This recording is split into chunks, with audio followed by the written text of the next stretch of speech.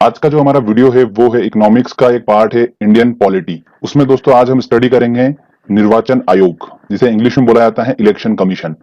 बहुत ही ज्यादा important topic है ये। तो आज इस वीडियो में हम अच्छे से इसको समझेंगे। फ्रेंड्स, हम इसको अलग अलग छोटे छोटे पार्ट में समझेंगे। सबसे पहले हम बात करेंगे इसकी स्थापना की कि कब इसका गठन हुआ। उसके बाद मैं आपको बताऊंगा इसका स्ट्रक्चर, कि इसमें कितने मेंबर होते हैं निर्वाचन आयोग में। उसके बाद में इसका आपको वर्क बताऊंगा कि इसका काम क्या होता है, और फिर लास्ट में आपको कुछ इंपॉर्टेंट पॉइंट्स बताऊंगा।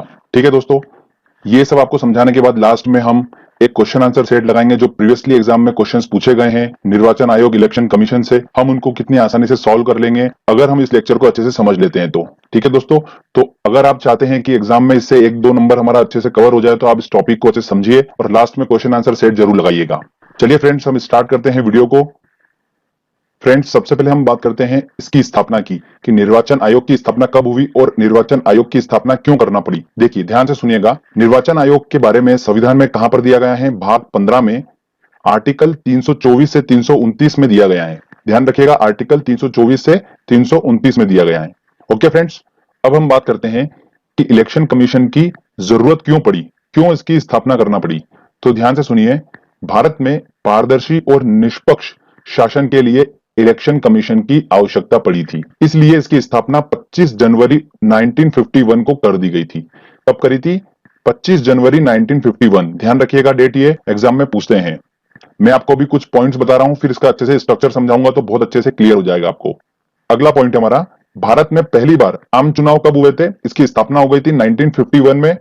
और पहली बार जो हमारे आम चुनाव हुए थे वो कब हुए थे? 1951 52 में पहली बार आम चुनाव हुए थे। इलेक्शन कमीशन का काम यही होता है कि चुनाव करवाना। ठीक है, जो मैं आपको आगे बताऊंगा कि इसके काम क्या क्या होते हैं। बस अभी ध्यान रखिए कि पहली बार आम चुनाव कब हुआ था। इसकी स्थापना 1951 में हुई थी और उसी साल 1951-52 में पहली बार आम चुनाव हुआ था।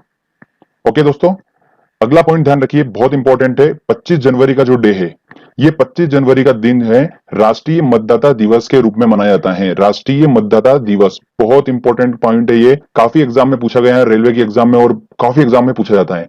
ठीक है दोस्तों, तो ध्यान रखिएगा। अब मैं आपको बताता हूं फ्रेंड्स इसका स्ट्रक्चर, कि कितने इसमें सदस्य होते हैं, पहले कितने थे, फिर क्या चेंज हुए हैं, सारा मैं आपको समझाता हूं।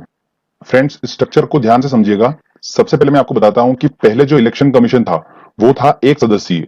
मतलब कहने का यह है कि इलेक्शन कमीशन में सिर्फ एक सदस्य था, और वो कौन था? निर्वाचन आयुक्त, जिसे इंग्लिश में बोला जाता है इलेक्शन कमिश्नर। ठीक है, ये पहले की बात थी। उसके बाद 1993 के बाद क्या हुआ? इलेक्शन कमीशन को त्रिसदस्यीय कर दिया गया। त्रिसदस्यीय मतलब 3 सदस्य कर दिए गए इलेक्शन कमीशन के अंदर। तो देखिए दोस्तों, ये 3 सदस्य हैं, आपको समझ में आ रहा होगा। जिसमें सबसे ऊपर जो है वो होता है चीफ इलेक्शन कमिश्नर। इसे बोला जाता है मुख्य निर्वाचन आयुक्त। क्या बोला जाता है? मुख्य निर्वाचन आयुक्त। ठीक है, और जो 2 दिख रहे हैं आपको नीचे, वो होते हैं इलेक्शन कमिश्नर, मतलब निर्वाचन आयुक्त। ओके फ्रेंड्स, क्लियर हो गया? तो आपने स्ट्रक्चर समझा। पहले एक सदस्यीय इलेक्शन कमीशन था, 1993 के बाद में इसको क्या कर दिया गया? त्रिसदस्यीय इलेक्शन कमीशन कर दिया गया। 3 सदस्य में से हमने समझ लिया, पहला जो होता है वो होता है मुख्य निर्वाचन आयुक्त होता है, और 2 जो होते हैं वो होते हैं निर्वाचन आयुक्त। ठीक है, अब इनके बारे में मैं आपको बहुत इंपॉर्टेंट पॉइंट्स बताने जा रहा हूं, ध्यान से सुनिएगा। सबसे पहली बात तो ये कि चीफ इलेक्शन कमिश्नर और इलेक्शन कमिश्नर की नियुक्ति कौन करता है? तो इनकी नियुक्ति करता है दोस्तों राष्ट्रपति करता है। कौन करता है? राष्ट्रपति करता है। उसके बाद अगला पॉइंट आता है कि मुख्य निर्वाचन आयुक्त का जो कार्यकाल होता है ये होता है 6 वर्ष का। ध्यान रखिएगा, 6 वर्ष का कार्यकाल होता है। इसमें एक कंडीशंस होती है, अगर उसकी एज 65 ईयर अगर हो जाती है तो उसको वहां से रिटायरमेंट लेना पड़ता है फिर। ठीक है, उसका रिटायरमेंट आ जाता है। 65 एज अगर हो जाए उसकी तो उसे वो कार्यकाल उसका समाप्त हो जाता है। तो ये ध्यान रखिएगा, 6 वर्ष या 65 दोनों में से जो पहले हो। Okay, clear? अगला पॉइंट देखते हैं, इलेक्शन कमिश्नर जो होता है उसकी जो सैलरी होती है, इलेक्शन कमिश्नर और चीफ इलेक्शन कमिश्नर की जो सैलरी होती है वो होती है सुप्रीम कोर्ट के न्यायाधीश के बराबर होती है, 90,000 होती है समथिंग। ठीक है, और ये भारत के संचित निधि से सैलरी प्राप्त करता है। अब सबसे बड़ा डाउट ये आ रहा होगा कि संचित निधि क्या है, तो मैं आपको थोड़ा सा क्लियर कर देता हूं। संचित निधि के बारे में ध्यान से सुनिएगा। संचित निधि को इंग्लिश में बोला जाता है कंसोलिडेटेड फंड। इससे पहले जो मैंने आपको एक लेक्चर बताया था वित्त आयोग का, उसमें क्या होता था कि सेंट्रल के पास जो टैक्सेशन आता था पैसा सारा, उसमें से वो क्या करता था, कुछ परसेंट स्टेट गवर्नमेंट को दे देता था। ठीक है, उसके बाद जो पैसा बचता था वो सारा पैसा कहां जाता है? संचित निधि में जाता है। उसी को संचित निधि बोला जाता है। अब उसमें से दो तरीके से पैसे निकलते हैं। पहला तो क्या, संसद की पूर्व अनुमति के बाद उसमें से पैसा निकलता है, और सेकंड होता है राष्ट्रपति, उपराष्ट्रपति, attorney general of India, CAG, supreme court का न्यायाधीश, हाई कोर्ट का न्यायाधीश, इलेक्शन कमिश्नर, इन सबकी जो सैलरी निकलती है वो कहां से निकलती है दोस्तों? वो निकलती है संचित निधि से। ठीक है, क्लियर? तो ये ध्यान रखना पॉइंट। अगला पॉइंट आता है हमारा, इलेक्शन कमीशन की शपथ का भारत के संविधान के अनुसूची 3 में बताया गया है। मैंने आपको बताया था एससी की शपथ लेकर, आपको मैंने अनुसूची का पहले ट्रिक बता रखी है, तो एससी की शपथ लेकर, शपथ तीसरे नंबर पे आता है, तो मैंने आपको पहले ही क्लियर कर चुका हूं। ठीक है, ट्रिक में तो आप आसानी से उसको देख के समझ सकते हैं। तो अनुसूची 3 में इनकी शपथ के बारे में उल्लेख किया गया है। तो बहुत इंपॉर्टेंट पॉइंट्स ये है, इन सबको ध्यान रखना है आपको। चलिए आगे मैं और इंपॉर्टेंट पॉइंट्स बताता हूं आपको मैं। हम बात करते हैं अब इलेक्शन कमीशन के वर्क की, जो कि इनसे क्वेश्चंस बनता है, तो ध्यान से सुनिए। राष्ट्रपति, उपराष्ट्रपति का चुनाव कराना, ये पहला काम होता है इसका। लोकसभा, राज्यसभा, विधानसभा, विधान परिषद, इन सबके सदस्यों का चुनाव कराने का भी जिम्मा होता है, वो इलेक्शन कमीशन का होता है। ठीक है, अगला पॉइंट आता है कि चुनाव की डेट निकालना, चुनाव खर्चों की निगरानी रखना, आचार संहिता लगाना और उसका पालन करवाना। ठीक है, निष्पक्ष एवं पारदर्शी चुनाव करवाना, ये जिम्मेदारी भी किसकी होती है? इलेक्शन कमीशन की होती है। उसके बाद आता है मतदाता पहचान पत्र तैयार करना, चुनाव चिन्हों का आवंटन करना, ये सारी रिस्पॉन्सिबिलिटी होती है किसकी? इलेक्शन कमीशन की होती है। तो ये सारे वर्क हैं उनके, ये ध्यान रखिएगा, इनसे क्वेश्चंस बनते हैं। एसएससी, यूपीपीसीएस, इन सब में क्वेश्चंस बने हैं इससे, तो आप थोड़ा सा इनको अंडरलाइन करके ध्यान रखिए। चलिए आगे हम अब बात करते हैं निर्वाचन आयोग के कुछ इंपॉर्टेंट पॉइंट्स बताता हूं आपको मैं। सबसे पहले बताता हूं कि जो पहले इलेक्शन कमिश्नर थे, निर्वाचन आयुक्त, 1951 में इसका गठन हुआ था। तब जो पहले निर्वाचन आयुक्त थे वो कौन थे? सुकुमार सुन थे। ठीक है, ऐसे ध्यान रखिए, सुकुमार सुन। क्लियर बात? अब आगे ध्यान रखिए, वर्तमान में जो 20वें चीफ इलेक्शन कमिश्नर है, ठीक है, वो कौन है? नसीम जेड्डी है। कौन है? नसीम जेड्डी। इसको एनजेड से भी आप ध्यान रख सकते हैं। अब क्वेश्चन ये बनता है कि ये तो सबको पता होता है कि नसीम जेड्डी है, पर ये किसकी जगह पर बने? तो ये बने हैं हरिशंकर ब्रह्मा की जगह इन्होंने ली है। तो ये 19वें थे, और नसीम जेड्डी जो है वो कौन से हैं? 20वें चीफ इलेक्शन कमिश्नर हैं। ये तो हम हो गए हमारे पहले चीफ इलेक्शन कमिश्नर, और दो होते हैं हमको पता है इलेक्शन कमिश्नर, वो कौन कौन हो गए? अचल कुमार और ओम प्रकाश रावत हैं अभी, तो ये भी ध्यान रखिए। अगला है, बहुत इंपॉर्टेंट है, देश की एकमात्र महिला चीफ इलेक्शन कमिश्नर कौन थी? तो वो थी वीएस रमा देवी। कौन थी दोस्तों? वीएस रमा देवी। बहुत इंपॉर्टेंट है, ध्यान रखिएगा इसको।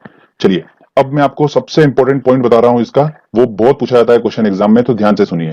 पहले मतदान करने की अनिवार्य आयु जो थी वो थी 21 वर्ष। कितनी थी? 21 वर्ष अनिवार्य आयु थी, उसके बाद ही आप मतदान कर सकते थे। क्या हुआ दोस्तों? 61वें संविधान संशोधन अधिनियम 1988 के तहत इसमें क्या हुआ? ये 21 वर्ष की आयु घटाकर कितनी कर दी गई? 18 वर्ष कर दी गई, और 1989 में इसे लागू कर दिया गया, और 1989 से ये 21 वर्ष की जगह क्या हो गई दोस्तों? ये 18 वर्ष हो गई।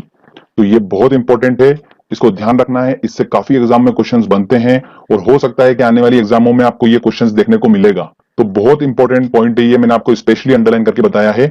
एक और चीज ध्यान से सुनिए, जो हम वोट देते हैं, वोट देने के बाद जो हमारी उंगली पे स्याही लगाई जाती है, उस स्याही का जो नाम होता है वो होता है सिल्वर नाइट्रेट। क्या होता है वो? सिल्वर नाइट्रेट होता है। तो ये भी क्वेश्चन एग्जाम में बनता है, ये केमिस्ट्री का क्वेश्चन है एक, बट ये टॉपिक हम पढ़ रहे हैं तो इससे रिलेटेड है, तो मैंने आपको क्लियर कर दिया। अब लास्ट हमारा टॉपिक बचता है, वो है ईवीएम। ईवीएम क्या होता है? आजकल बहुत चर्चा में है, हम सभी न्यूज देखते हैं, तो हम सभी इसको समझना बहुत जरूरी है। ईवीएम होता है दोस्तों इलेक्ट्रॉनिक वोटिंग मशीन। ठीक है, हम सभी ने देखा है, आप सभी ने वोट भी दिया होगा, तो आपको आइडिया है कि किस तरीके से वर्क करता है। तो ईवीएम का सबसे पहले यूज जो हुआ था वो कहां पर हुआ था? सबसे पहले इसका यूज हुआ था केरल में, पारूर एक वहां पर जगह है, वहां पर 50 बूथ पर इसका यूज किया गया था 1982 में। पहली बार कहां पर यूज हुआ था? केरल में।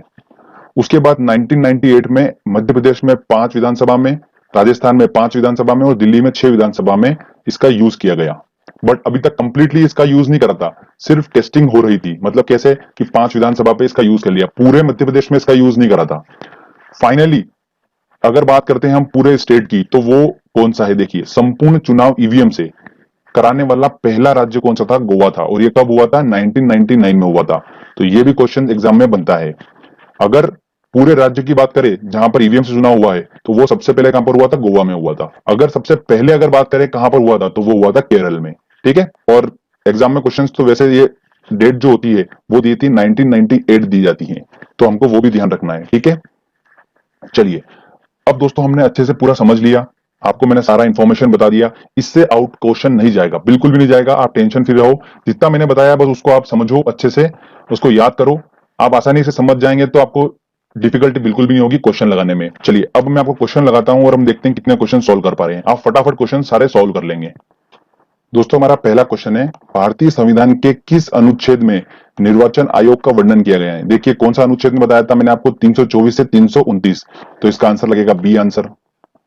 अगला क्वेश्चन है हमारा, भारत में निर्वाचन सूची तैयार करने का जिम्मेदारी किसकी होती है? तो निर्वाचन सूची तैयार करना मैंने आपको बताया था उसे कार्य में, तो किसकी होती है? निर्वाचन आयोग की होती है, तो इसका आंसर लगेगा ए आंसर। इलेक्शन कमीशन की होती है। निर्वाचन आयोग मतलब इलेक्शन कमीशन का चेयरमैन कौन होता है? मुख्य निर्वाचन आयुक्त मतलब चीफ इलेक्शन कमिश्नर होता है, तो आंसर लगेगा इसका डी आंसर। ठीक है, चलिए आगे और इंपॉर्टेंट क्वेश्चन देखते हैं हम। अगला हमारा क्वेश्चन है दोस्तों, भारत के मुख्य निर्वाचन आयुक्त की नियुक्ति कौन करता है? चीफ इलेक्शन कमिश्नर की नियुक्ति कौन करता है? तो वो करता है राष्ट्रपति जी, तो आंसर लगेगा इसका सी आंसर। भारत में प्रथम आम चुनाव किस वर्ष में हुए थे? तो जब इसका गठन हुआ था तभी हुए थे, तो 1951 में इसका गठन हुआ था, तो 1951 से 1952 में आम चुनाव हुए थे, तो आंसर इसका लगेगा बी आंसर। भारतीय निर्वाचन आयोग ने 2010 में अपनी कौन सी जयंती बनाई? देखिए थोड़ा ध्यान रखिएगा, स्वर्ण जयंती उसने बनाई थी, तो इसका आंसर होगा बी। ठीक है, नोट डाउन कर लीजिएगा। चलिए आगे और इंपॉर्टेंट देखते हैं हम क्वेश्चन। अगला क्वेश्चन है, पार्लियामेंट द्वारा दिसंबर 1989 में निर्मित कानून के अनुसार एक नागरिक के वयस्क होने की कानूनी आयु क्या है? तो मैंने आपको बताया था 21 वर्ष पहले थी, उसको घटाकर क्या कर दी गई थी? 18 वर्ष। 18 वर्ष एक नागरिक की व्यस्त आयु मानी जाती है, मतलब चुनाव में वोट देने का अधिकार उसको मिल जाता है, तो इसका आंसर होगा डी आंसर। भारत का प्रथम चुनाव आयुक्त कौन था? देखिए इलेक्शन कमिश्नर कौन था? तो वो थे सुकुमार सेन, तो इसका आंसर लगेगा डी आंसर। भारत में मतदान की आयु सीमा को 21 से घटाकर 18 वर्ष कर दिया गया, ये कब हुआ था? तो ये हुआ था 1989 में, तो इसका आंसर लगेगा बी आंसर। ठीक है दोस्तों, अगला क्वेश्चन है हमारा, भारत में निर्वाचन आयोग का कार्य क्या है? देखिए संसद एवं राज्य विधानमंडलों के सभी चुनाव कराना, बिल्कुल ये तो है ही सही, पहला तो सही है।